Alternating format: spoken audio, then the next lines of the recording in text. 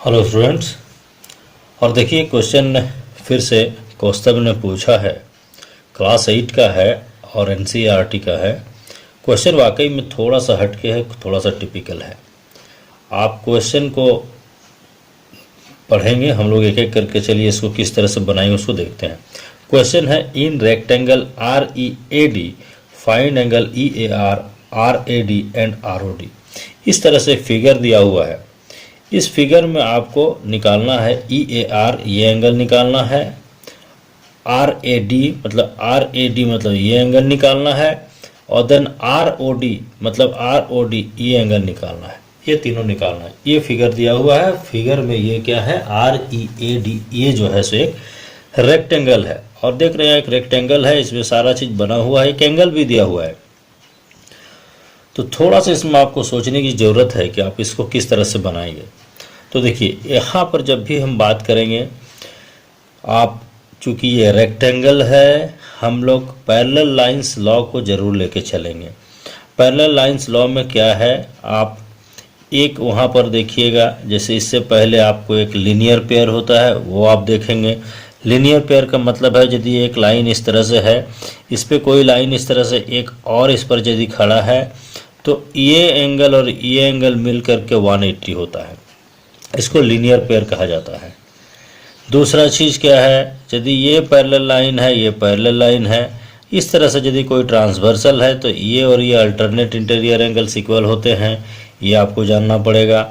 साथ में आपको ये लॉ और भी लगाना पड़ेगा, यदि कोई एक ट्रायंगल है, इस तरह से एक ट्रायंगल है, इस ट्रायंगल में आइसोसेल्स ट्रायंगल है या दो साइड इस तरह से इक्वल है, तो ये दोनों साइड यदि इक्वल है तो इसका अपोजिट एंगल ये और इसका अपोजिट एंगल ये आपस में ये भी इक्वल होंगे। इतना के साथ हम लोग, यदि ये पैरेलल लाइंस होता आप जानते हैं, और इस तरह से ऐसे यदि कोई ट्रांसवर्सल है और इस स्थिति में ऐसे भी यदि इस तरह से दो लाइन आपस में इंटरसेक्ट करते हैं, तो ये और ये जो वर्टिकली अपोजिट एंगल्स ये भी इक्वल होते हैं। तो इतना सारा जितना है टोटल फार्मूला को इसमें जाके हम लोग एक एक करके यूटिलाइज करेंगे, एक एक करके यूज़ करेंगे।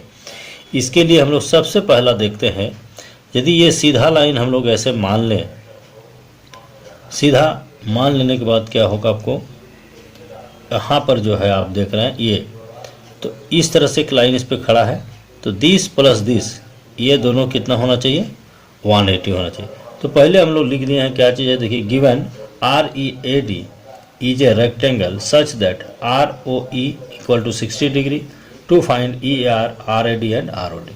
ये चीज़ लिख लिए। तो यहाँ पर हम क्या करेंगे, फ्रॉम द फिगर सीधे लिखेंगे हम लोग, ये चूँकि कुछ और बोलने की ज़रूरत नहीं है। फ्रॉम द फिगर जो फर्स्ट हमको दिख रहा है उस पर बात करेंगे। फ्रॉम द फिगर यहाँ पर क्या होगा, ED है ना, ED इज ए लाइन, एक लाइन है ED, एंड इस पर कौन खड़ा है, RO stands on it, RO stands on it, इस पर खड़ी है वो। देयरफॉर क्या होगा, ये 60 डिग्री सीधे लिखेंगे, 60 डिग्री प्लस ये एंगल, इसका नाम है ROD, angle ROD is equal to होगा 180 डिग्री। कारण होगा लीनियर पेयर, ठीक है ना, ये कहेंगे लीनियर पेयर। दिस इम्प्लाइज आप लिखेंगे angle ROD is equal to 180 minus 60 that is 120 degree, 120 degree. एक आपको मिल गया यहाँ पे, ROD जो यहाँ था ये निकल गया, ये आपको निकल गया। अब कोई एक ट्रायंगल, आप इस ट्रायंगल की बात करेंगे, चूंकि EAR निकालना है आपको, EAR या फिर EAO एक ही चीज़ है। इस एंगल की यदि बात करें हम लोग, इस एंगल की यदि बात करें तो क्या होगा, EAR या फिर EAO एक ही बात होगा। तो इस ट्रायंगल पर बात करेंगे EOA, आप लिखेंगे इन ट्रायंगल EOA, ठीक है ना। इस ट्रायंगल में आप क्या देखेंगे, यहाँ पर देखिए एक चीज़ मैं डायरेक्ट लिख रहा हूँ, इसके बाद मैं इसको आप क्लियर करूँगा कि कैसे होता है। इस ट्रायंगल में देखिए ये आपका 120 हुआ, तो ये भी 120 होगा। यहाँ लिखेंगे angle EOA is equal to, EOA equal to कितना होगा, आप लिखेंगे vertically A 120 that is R O D, angle R O D क्यों होगा, वर्टिकली ऑपोजिट एंगल्स ये हो गए।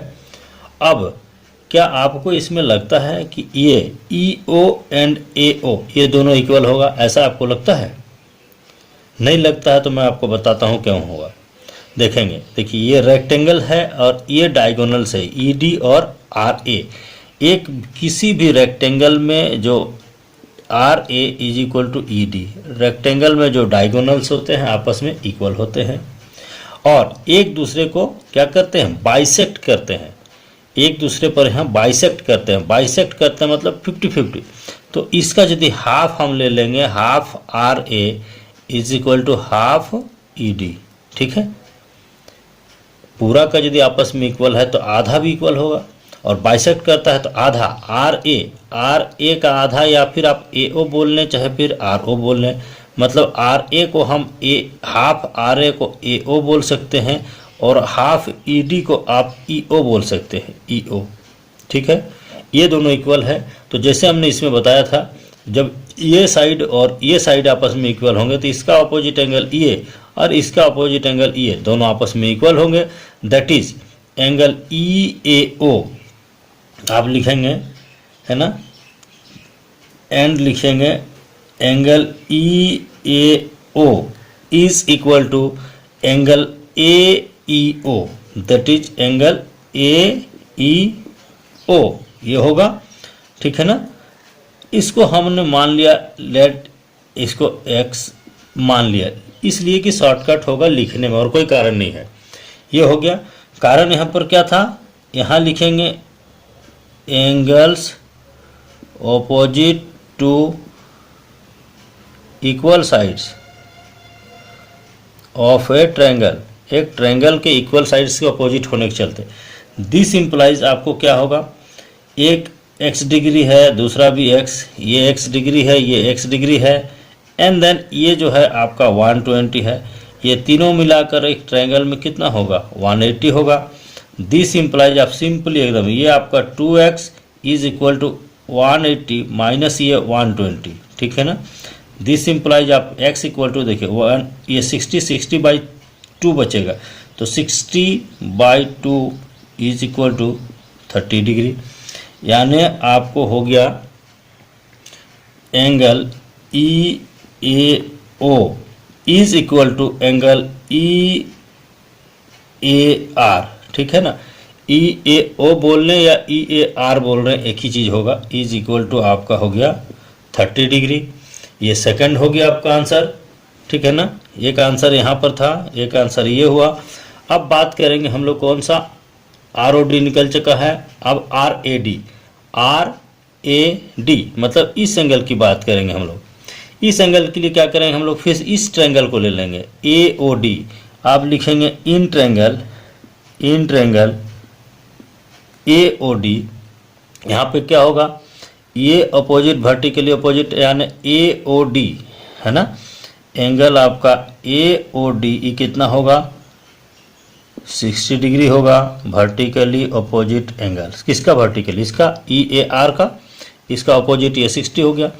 ये बच गया। आप देखेंगे क्योंकि ये भी और ये भी, यहाँ भी आपको जो है ये डायगोनल का हाफ होगा, तो ये मतलब A O equal to O D होगा।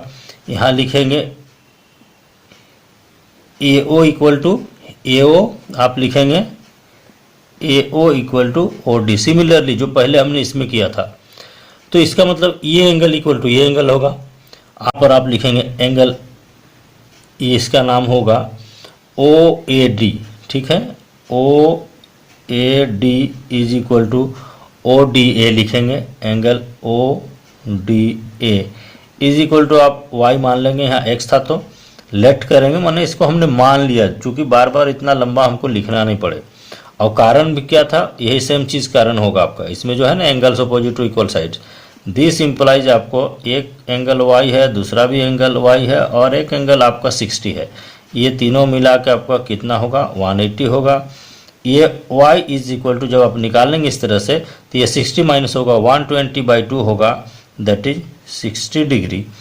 देयरफॉर इसका नाम होगा एंगल, है ना। देखें आप RAD बोलेंगे चाहे OAD बोलेंगे, है ना, OAD या फिर RAD, है ना। आप लिखेंगे angle RAD is equal to 60 degree. इतना जो है सो तीन आपको तीन बनेंगे और तीनों का आंसर, एक 120 होगा ROD, दूसरा EAO जो है वो 30 डिग्री होगा, और ये RAD बोलेंगे या फिर OAD बोलेंगे, एक ही चीज़ है, RAD इक्वल टू 60 डिग्री होगा।